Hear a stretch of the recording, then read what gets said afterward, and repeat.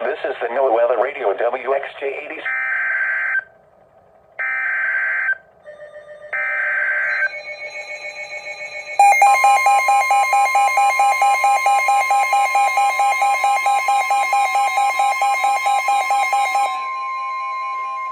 The National Weather Service in Milwaukee-Sullivan has issued a severe thunderstorm warning for western Fond du Lac County and east central Wisconsin, north central Dodge County, and southeastern Wisconsin until 11 a.m.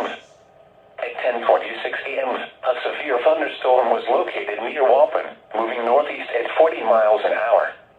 Hazard: quarter-size hail. Source: radar indicated. Impact: damage to vehicles is expected.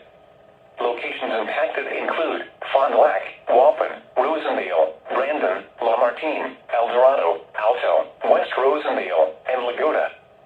For your protection, move to an interior room on the lowest floor of a building.